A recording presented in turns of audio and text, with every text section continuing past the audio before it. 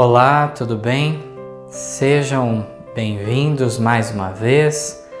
Estamos aqui na parte 2 do estudo sobre sofrimento, a morte, o pecado, reflexões sobre esses temas difíceis que nos alcançam de modo emocional e também de modo intelectual, exigindo ao máximo entendermos o sentido dessas coisas.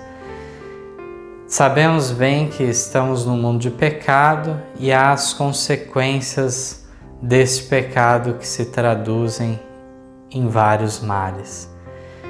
Então, aqueles que não viram ainda a primeira parte, por favor, nos acompanhem, assistam esta primeira parte, que já avançamos bastante nas reflexões. E agora trazendo algumas reflexões mais práticas nessa segunda parte, assim como o final da história de Jó. Sem maiores delongas, vamos para o primeiro texto da pena inspirada de Ellen White, que se encontra no Comentário Bíblico, volume 1, página 1140, que diz que há impiedade em nosso mundo, mas nem todo sofrimento é resultado de conduta pervertida. Jó é distintamente colocado diante de nós como um homem a quem o Senhor permitiu que Satanás afligisse. O inimigo o despojou de tudo o que ele possuía. Seus laços familiares foram rompidos, seus filhos lhe foram tirados. Durante um tempo, seu corpo ficou coberto de chagas repugnantes e ele sofreu grandemente.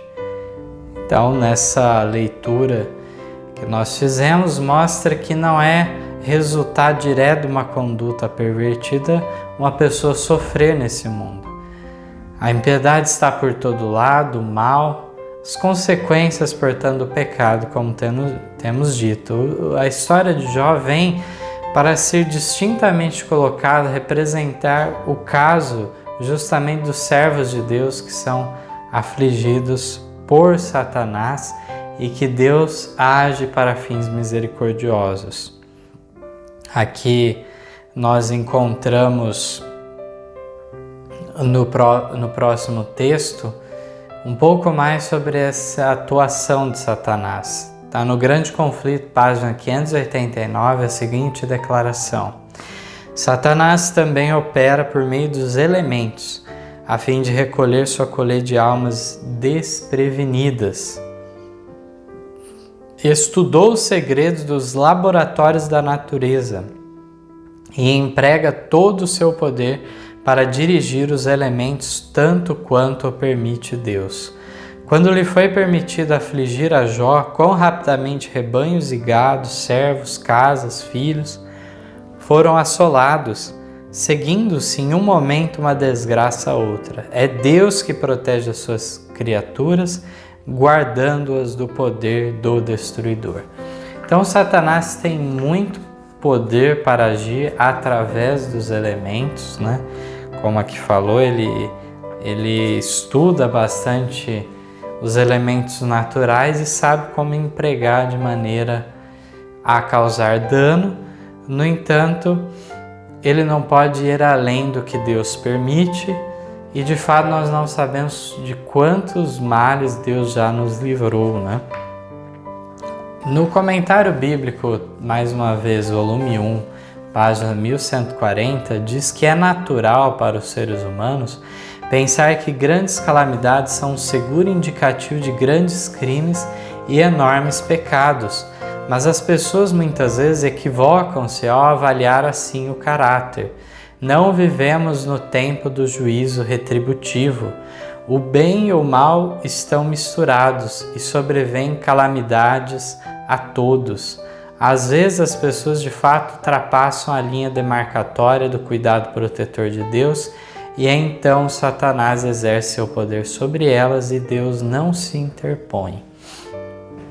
Mais uma vez aqui, colocando como de fato nós não podemos entender algum sofrimento ocorrer para a pessoa como fosse um juízo de Deus, visto que nem sequer estamos no tempo do juízo retributivo que falou, em que cada um receberá de acordo com suas obras. Ainda não chegou esse tempo. E de maneira muito clara é colocado que o bem e o mal estão misturados e sobrevém calamidade a todos. Vemos que inclusive há pessoas que de repente estão sob a proteção divina e que no entanto avançam para além da linha demarcatória em que Deus procura proteger a pessoa, e Satanás então fica livre para exercer o seu poder, e Deus permite isso, não se interpõe. O próximo texto do livro Cuidado de Deus, que é uma meditação de 95, na página 70, diz uma colocação muito importante sobre um outro personagem bíblico do Novo Testamento. O começo do texto diz que o inimigo não pode vencer o humilde que aprende Cristo, aquele que anda orando perante o Senhor. Cristo se interpõe como uma proteção, um refúgio contra os assaltos do maligno. É-nos feita a promessa: vindo o inimigo como uma corrente de águas, o Espírito do Senhor arvorará contra ele a sua bandeira. Vem em nosso socorro, então. Segundo parágrafo diz: foi permitido a Satanás tentar o muito confiante Pedro, como lhe fora permitido tentar a Jó, mas uma vez feito isso, teve que retirar-se. Se houvesse sido permitido a Satanás prosseguir em sua tentativa, não teria havido esperança para Pedro. Ele teria fracassado na fé. Mas o inimigo não ousa avançar 1 milímetro além dos limites que lhe são permitidos. Não existe em toda a capacidade satânica poder algum que incapacite a pessoa que confia com fé simples na sabedoria que de Deus vem. Nesse texto, nós vemos algo muito importante, que Pedro, nós sabemos que tinha uma série de defeitos de caráter que precisavam ser corrigidos e foram sendo corrigidos à medida que ele viveu com Cristo, mas ainda havia um aspecto muito complicado: a extrema confiança que ele tinha em si mesmo. E aí nessa questão vemos que de fato foi permitido Satanás tentar a Pedro. Se por um lado era importante Pedro passar por provações para refinar esse aspecto do caráter, por outro lado também Satanás tentando livremente ocasionaria somente a destruição de Pedro. Aqui o texto é bem claro que se ele tivesse continuado em seus ataques, não teria havido esperança para Pedro. Portanto, é Deus que dá a dose correta e dessa maneira ele, em vez de ser algo para destruição, aqueles ataques de Satanás serviu para uma conversão mais genuína da parte de Pedro. Que importante lição nós encontramos aqui nessa experiência. O inimigo ele não avança sequer 1 milímetro daquilo que Deus então permitir. Na meditação de 2009, Jesus, meu modelo, página 328, nos traz um texto eloquente sobre esse tema. Temos aprendido, no meio de sombrias providências, que não é sábio seguir a própria vontade ou caminho e não considerar e refletir sobre a fidelidade divina. Aflições são frequentemente misericórdias disfarçadas. Não sabemos o que seríamos sem elas. Quando Deus, em sua misteriosa providência, impede todos os nossos acariciados planos e recebemos tristeza no lugar de alegria, devemos nos curvar em submissão e dizer: seja feita a tua vontade, ó Deus. Precisamos alimentar uma calma e devota confiança naquele que nos ama e que deu sua vida por nós. Aqui, então, é uma frase que nós deveríamos levar para a nossa vida, né? Aflições são frequentemente misericórdias disfarçadas. Na continuação, fala algo que se liga à história de Pedro que nós comentávamos. Não sabemos o que seríamos sem elas. Para Pedro foi essencial aquela aflição. Foi essencial. Aqui ainda, no mesmo livro, na página 239, diz que é possível que para a formação de nosso caráter muito trabalho seja ainda requerido e sejamos ainda pedra tosca que tem de ser burilada antes de poder preencher dignamente seu lugar no templo de Deus. Não devemos nos surpreender, pois, que com o martelo e o cinzel Deus se põe a desbastar as arestas para ocuparmos o lugar que nos destina. Ser humano algum pode efetuar essa obra, só Deus a pode executar. E podemos estar certos de que nenhum golpe será dado em falso. Todos os seus golpes são dados com amor para a nossa felicidade perpétua. Ele conhece nossas fraquezas e trabalha para restaurar, não para destruir. Se surgem provações que parecem inexplicáveis, não devemos permitir que nossa paz nos seja roubada. Conquanto sejamos tratados injustamente, não demonstremos raiva. Alimentando o espírito de represária, prejudicamos-nos a nós mesmos, destruímos nossa confiança em Deus e entristecemos o Espírito Santo.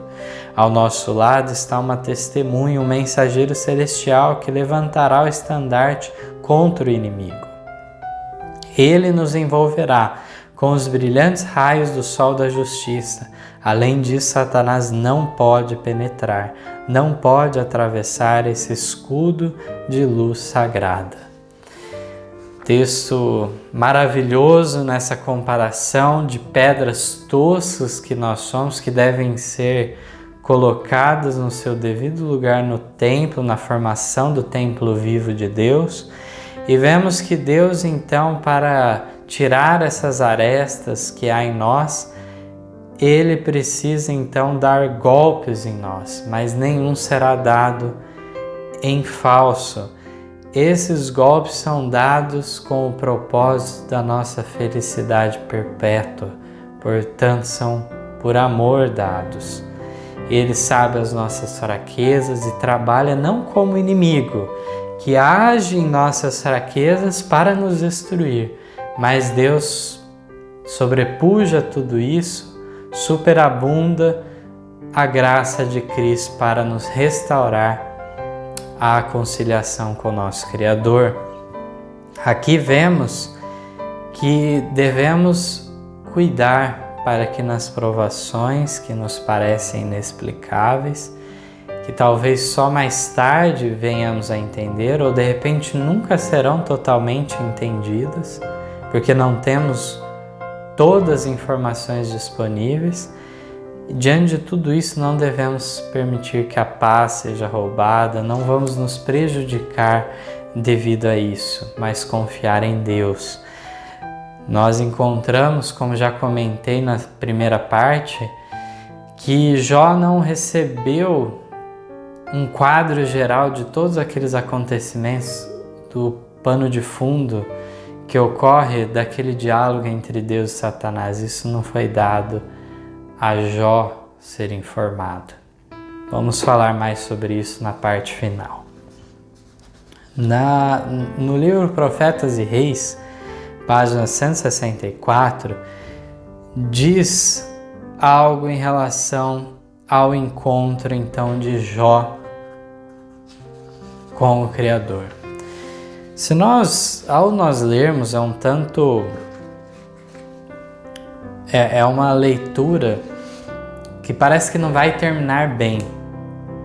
Jó desabafa várias vezes, os amigos acusam eles, tornam tudo mais difícil para Jó.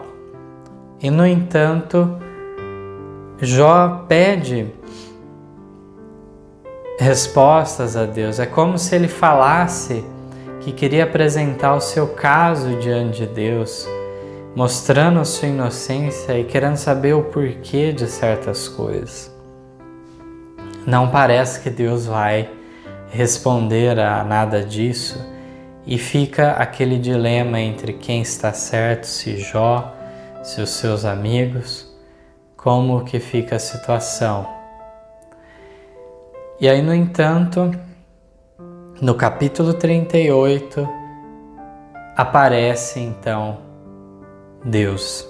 O texto então diz assim: depois disso o Senhor respondeu a Jó de um redemoinho e revelou a seu servo a força do seu poder. Quando Jó teve um vislumbre de seu Criador, abominou-se a si mesmo e se arrependeu no pó e na cinza. Então o Senhor pôde abençoá-lo abundantemente e fazer os seus últimos dias os melhores de sua vida. Ellen White ainda comenta sobre isso no Testemunho para a Igreja, volume 3, página 509, que Deus assume o caso de Jó pessoalmente. Sua paciência tem sido severamente provada, mas quando Deus fala, todos os seus sentimentos banais são mudados. A justificação própria que ele julgou ser necessária para resistir à condenação de seus amigos não é necessária para com Deus. Ele nunca julga mal, ele nunca erra. Então nós vemos que essa situação de Jó muitas vezes colocar numa justificação própria não é diante de Deus. Ele não julga que isso é necessário diante de Deus, mas ele julgou que pelo menos isso seria necessário diante dos seus amigos, dos seus parentes, dos seus conhecidos. E aqui fala que nada disso era necessário e ele deveria ter tido ficar calmo nessa condição, sabendo que Deus não julga mal, nunca erra. Aqui diz que quando Deus aparece em meio àquele redemoinho, os sentimentos banais de Jó são banidos.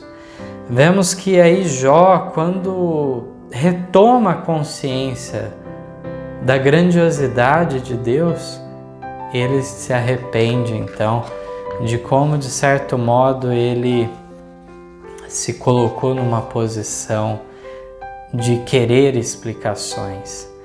Aqui nós vamos ver um pouco disso na própria leitura de Jó, no capítulo 42, versos 1 a 6. Então respondeu Jó ao Senhor, dizendo: bem sei eu que tudo podes e que nenhum dos teus propósitos pode ser impedido. Quem é este que sem conhecimento encobre o conselho? Por isso relatei o que não entendia, coisas que para mim eram inescrutáveis e que eu não entendia. Escuta-me, pois, e eu falarei, e eu te perguntarei e tu me ensinarás. Com o ouvir dos meus ouvidos ouvi, mas agora te veem os meus olhos, por isso me abomino e me arrependo no pó e na cinza. A reação de Jó, de alguma maneira, de um arrependimento até certo ponto, devido a esse aspecto da grandiosidade de Deus que ele não estava reconhecendo ao decorrer dos seus problemas, é algo então que possivelmente se ligue à questão daquele quarto personagem, quarto amigo de Jó que surge em cena, o Eliú, que depois que os outros falaram o que queriam, que Jó falou tudo o que queria, ele se manifesta. A mensageira do Senhor não entra em detalhes sobre Eliú, se ele agiu corretamente em seus conselhos ou não. Na parte final do livro que nós vamos entrar, há alguma sugestão de que talvez ele não tenha errado, pelo menos tal como os outros amigos, e possivelmente Eliú estava certo, pelo menos parcialmente, porque ele fala muito exatamente sobre o aspecto da grandiosidade de Deus e de que Deus não deve explicações a Jó. ele coloca esse aspecto da soberania também de Deus e tudo mais.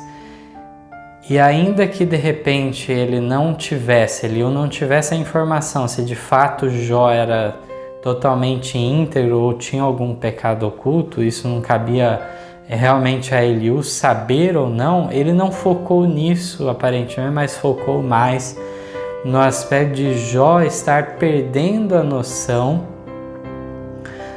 de como que Deus ele é soberano sobre tudo e não deve explicações a ninguém. Esse aspecto então parece conciliar com esse reconhecimento de Jó aqui nesse capítulo 42, é uma possível leitura daquele quarto amigo Eliú, visto que não é dado muitos detalhes então sobre ele. Era o mais jovem entre eles, respeitou os mais velhos falarem primeiramente e só depois ele julgou que pudesse falar e foi bastante corajoso, repreendendo sim também os amigos de Jó. No livro Grande Conflito, página 471, diz que os que mais perto vivem de Jesus mais claramente discernem a fragilidade e pecaminosidade do ser humano, e sua única esperança está nos méritos de um Salvador crucificado e ressurgido. Toda a confiança nisso é nos méritos de Cristo, é a nossa única esperança. No Ciência do Bom Ver 429, diz que somos tão ignorantes acerca de Deus como criancinhas, mas como criancinhas é-nos dado amá-lo e obedecer-lhe. Essa figura da confiança infantil é algo necessário, aonde a criança não questiona a vontade do Pai terreno, quanto mais nós não deveríamos questionar a vontade do Pai Celestial. No Conselho aos Pais, Professores e Estudantes, página 66, diz que pudessem os homens enxergar um momento para além do horizonte da visão finita, pudessem ter um vislumbre do eterno e toda a boca se calaria com seu orgulho. Será que algum de nós teria coragem de abrir a boca diante de Deus? Esse é o aspecto. E Jó, ele abre a boca diante de Deus para se humilhar ao pó. Diz ainda que finitos são os homens que vivem nesse pequenino átomo de mundo. Deus tem inumeráveis mundos obedientes às suas leis e dirigidos para a sua glória. Devemos nos colocar no devido lugar nosso. No livro A Fé pela Qual Eu Vivo, uma meditação de 59, na página 61, diz que coisa alguma pode acontecer em qualquer parte do universo sem o conhecimento daquele que é onipresente. Nenhum acontecimento sequer da vida humana é desconhecido a nosso Criador. Enquanto Satanás está continuamente imaginando o mal, o Senhor nosso Deus governa tudo, de modo que ele não cause dano a seus filhos obedientes e confiantes. O mesmo poder que controla as empoladas ondas do oceano pode contrabalançar todo o poder da rebelião e do crime. Deus pode dizer a um como ao outro, até aqui virás e não mais adiante. Jó 38:11. Então aqui a comparação que Ellen White traz, pegando carona no próprio texto de Jó, é que se Deus tem todo esse controle sobre a natureza com leis fixas, em que Ele cria elas, mas também mantém tudo isso, nós temos aqui também o aspecto da proteção divina para os seus filhos, e diz então que tanto não faz diferença, seja para controlar as marés e falar para elas agirem de tal maneira, seja para impedir o mal em algum ponto até que virás e não mais adiante, não importa, para ambos Ele é soberano em ambos os casos. Nós estamos nos encaminhando aí para a parte final deste livro de Jó. Muitas lições podem ser aprendidas e um dos aspectos mais intrigantes dessa história é justamente essa revelação de Deus para com Jó. Quando é aparecido, não é dado explicações didáticas. Sabe o que acontece? Dos capítulos 38 a 41 do livro, Deus faz cerca de 60 questionamentos para Jó. Pergunta para ele várias perguntas retóricas, mostrando para Jó a majestade e soberania sobre tudo. E pergunta, olha, acaso você estava quando foram lançados os fundamentos da terra, em que as estrelas da alva junto rejubilavam? Nós vemos nessa situação que mesmo neste mundo rebelde, Deus ainda age. Devido às nossas escolhas, fomos expostos aos terríveis sofrimentos desferidos pelo inimigo de toda a alma. Porém, Deus age para fins misericordiosos até mesmo através da dor atroz. O fato de Deus não explicar para Jó que era Satanás quem tinha infligido o mal é um fato curioso, mas talvez a grande questão é que isso não resolveria totalmente a questão, porque como o próprio livro deixa claro, ainda que Satanás opere o mal, Deus o permitiu. Então a lição diante de tudo isso que teimamos muitas vezes não aprender é que devemos confiar incondicionalmente em Deus. É isso que nós devemos pensar em relação a tudo isso. Foi algo que levou Jó a se humilhar ao pó, à presença de Deus. E com 60 questionamentos por volta disso, perguntas retóricas para Jó. Que situação, né? Como que a conclusão da história se apresenta de uma maneira um tanto diferente. E ainda tem mais alguns detalhes nessa parte final que são intrigantes também. Ellen White fala no Comentário Bíblico, mais uma vez, volume 1, 1140 página, que Jó foi severamente afligido, seus amigos procuraram fazê-lo reconhecer que seu sofrimento era resultado do pecado e levá-lo a sentir sob condenação. Representaram seu caso como de um grande pecador, mas o Senhor os repreendeu pela maneira como julgaram seu fiel servo. E então aqui, de fato, nós vamos ver na leitura agora, na sequência do texto bíblico, que o Senhor repreendeu aqueles que julgaram erroneamente a Jó. Agora os versos 7 a 17 do último capítulo 42, para concluirmos a leitura bíblica aqui, diz que sucedeu que, acabando o Senhor de falar a Jó aquelas palavras, o Senhor disse a Elifaz, o temanita: a minha ira se acendeu contra ti e contra os teus 2 amigos, porque não falaste de mim o que era reto, como o meu servo Jó.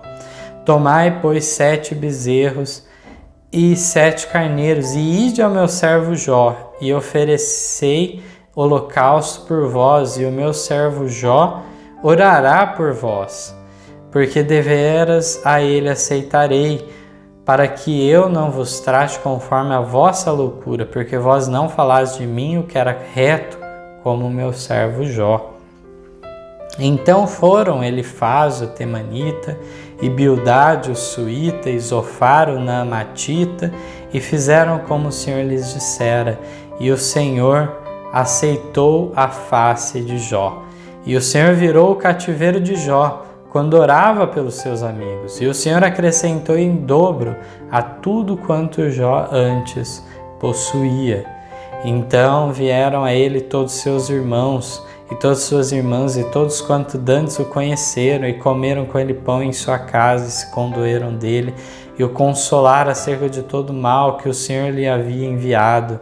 E cada um deles lhe deu uma peça de dinheiro e um pendente de ouro. E assim abençoou o Senhor o último estado de Jó, mais do que o primeiro, pois teve 14.000 ovelhas, 6.000 camelos, 1.000 juntas de bois e 1.000 jumentas. Também teve 7 filhos e 3 filhas. E chamou o nome da primeira Gemima, o nome da segunda Quese, o nome da terceira Queren Apuc. E em toda a terra não se acharam mulheres tão formosas como as filhas de Jó. E seu pai lhes deu herança entre seus irmãos. E depois disso viveu Jó 140 anos e viu a seus filhos e aos filhos de seus filhos até a 4ª geração. Então morreu Jó velho e farto de dias. Uma leitura muito interessante, né? Um resumo de como aconteceu ao final essa mudança da situação de Jó, ainda Deus dando em dobro tudo que ele antes tinha perdido em prosperidade temporal. Aqui, como nós podemos observar, Eliú não é incluído nessa repreensão, por isso aquela explicação anterior dada. Mas aqueles 3, Elifaz, Bildade e Zofar, tiveram então que pedir para que Jó orasse por eles, além do sacrifício que eles então fizeram. E veja como que é interessante, em toda aquela fala de Jó diretamente de Deus para com Jó, feita diretamente, não é dado uma colocação se Jó está mais certo, entre aspas, mais com a razão do que os amigos. É só nesse momento que, de certo modo, Jó é justificado diante de seus amigos. Porque aí sim o Senhor fala que os seus amigos, eles então fizeram errado, não falaram acerca de Deus o que era reto, tal como Jó tinha dito. Aqui nós vemos que a ira se acendeu contra Elifaz e contra os 2 amigos. Eliú então ficou de fora. Aqui nós vemos que o cativeiro de Jó, como é usado esse termo aqui na Bíblia, virou quando orava pelos seus amigos. Foi nesse momento em que ocorre essa mudança. Vemos ao final até relatos sobre as filhas dele, e é um dos exemplos, não o único na Bíblia, onde as mulheres, as filhas, então receberam a herança de seus pais, não apenas os filhos homens. Aqui ainda fala que ele viveu 140 anos depois de tudo isso. Nós não temos a somatória total de quantos anos Jó viveu, mas fala que depois desses acontecimentos viveu 140 anos. Devido ao fato de ele ser tão de tanta idade aqui, possivelmente aí chegando talvez até mesmo aos 200 anos ou um pouco menos, não sabemos. Mesmo 140 anos colocados aqui nesse texto mostram que Jó possivelmente foi um patriarca que viveu na época, por volta da época de Abraão, ou talvez até antes de Abraão, bem lá no início mesmo. Possivelmente não havia ainda a nação israelita, os descendentes de Abraão. É uma história bem antiga, provavelmente a de Jó. A única coisa que nos é relatada aqui é que ele era de Uz, e não é dado nenhum tipo de genealogia ou coisa do gênero, no caso desse patriarca. Ellen White comenta no livro Nos Lugares Celestiais, que é uma meditação de 68, na página 271, que Jó foi despojado de seus tesouros terrestres, separado dos filhos e tornado espetáculo repugnante aos amigos. Mas Deus, quando houve por bem, mostrou que não abandonara seu servo. provou a fé de fato de Jó, assim como que era naquele desafio de Satanás, e quando houve por bem se revelou. No livro Educação, página 156, diz que foi feita a Jó de acordo com sua fé. Prove-me, disse ele, e sairei como ouro. Jó 23:10. Assim foi. Por sua paciente persistência, reivindicou seu caráter, e bem assim o daquele de quem ele era representante. Aquela importância do que nós já lemos, né? Sobre o princípio da abnegação que Satanás tanto desafia. E ele então representou a Deus muito bem nesse sentido. E o Senhor virou o cativeiro de Jó, e o Senhor acrescentou a Jó outro tanto em dobro de tudo quanto dantes possuía, assim abençoou o Senhor o último estado de Jó mais do que o primeiro. É o restante do texto. No Comentário Bíblico, volume 1, na página 1141, diz ainda que esforcemo-nos para andar na luz como Cristo está na luz. O Senhor mudou a sorte de Jó quando ele orou, não só por si mesmo, mas pelo que a ele se opunham. Quando sentiu o fervoroso desejo de que as pessoas que pecaram contra ele fossem ajudadas, ele próprio recebeu ajuda. Oremos não por nós mesmos, mas por aqueles que nos magoaram e que continuam a nos magoar.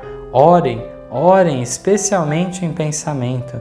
Não deem descanso ao Senhor, pois seus ouvidos estão abertos para ouvir as orações sinceras e persistentes feitas quando a alma se humilha diante dele. Vemos nesse texto maravilhoso da pena inspirada da mensageira do Senhor para esses últimos dias em que vivemos, um conselho a todos nós.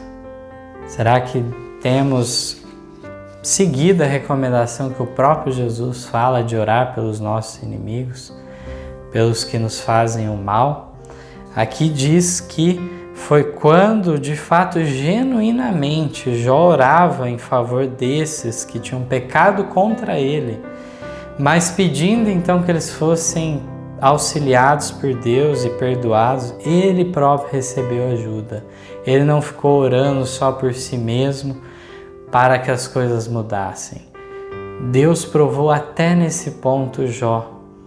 E Ele quer nos provar também nesse sentido e ver se há egoísmo em nosso coração ou, de fato, o amor que vem de Deus, o amor ágape, algo então incondicional, um amor desprovido de interesses, o altruísmo que vem do céu.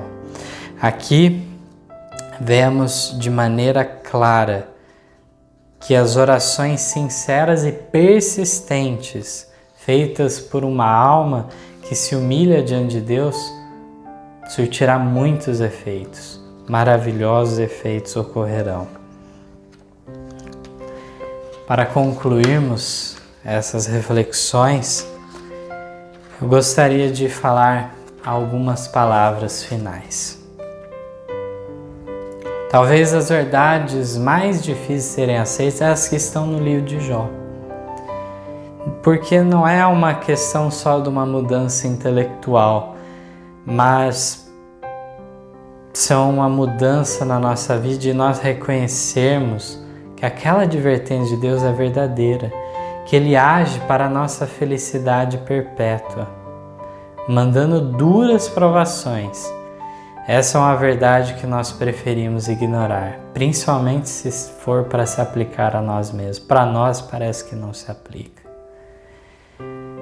Então, por isso a dificuldade de aceitar, porque quando vem a prova, vem o pensamento então que isso está sendo injusto de alguma maneira. Confiar que Deus está no controle dos eventos deste mundo e que estamos sob seu especial cuidado, quando parece que tudo está um caos, não está sendo dirigido, que estamos prestes a perecer. Nutrir confiança que Deus está realmente no controle disso tudo é um poderoso ato de fé e deve ser um ato de fé presente no cristão genuíno. enquanto o grande conflito entre as forças do bem e do mal se acirram, que cada um esteja preparado para os imensos desafios, os imensos perigos reservados para esses tempos, os últimos da história terrestre. Este livro de Jó mostra algo que é caro à doutrina adventista, que fala justamente desse grande conflito que começou no céu e se estendeu aqui para essa terra, um grande conflito que chegará ao final e devemos escolher de que lado estaremos, justificando a Deus ou justificando a Satanás então em nossos atos. Que cada um então esteja firmado no exemplo do patriarca Jó que nós lemos e diga, tal como ele: ainda que ele me mate, nele esperarei, porque eu sei que o meu Redentor vive e que por fim se levantará sobre a terra, e depois de consumida a minha pele, contudo ainda em minha carne verei a Deus. Vê-lo-ei por mim mesmo, e os meus olhos, e não outros, o contemplarão. Que essa promessa seja também aplicada a cada um de nós, essas sejam as palavras nossas, sendo auxiliados pela graça divina, para assim realizar, porque de nós mesmos nada somos, mas que essa confiança nesse Redentor nosso, que morreu por nós e ressuscitou e que por fim interferirá nessa história terrestre para dar cabo ao pecado, que essa fé, essa firme confiança esteja presente em cada um de nós.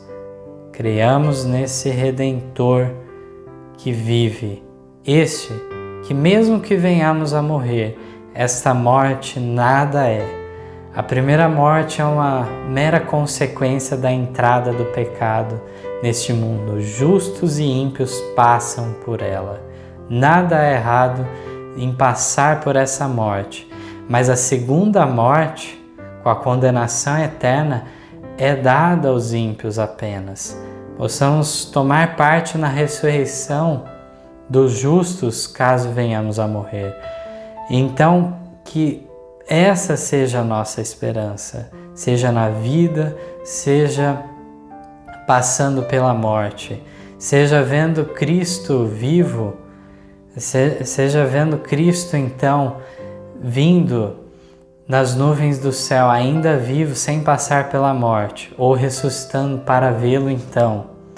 Que essas promessas a nós dispensadas sejam colocadas em nosso coração e aplicadas em nossa vida a cada dia.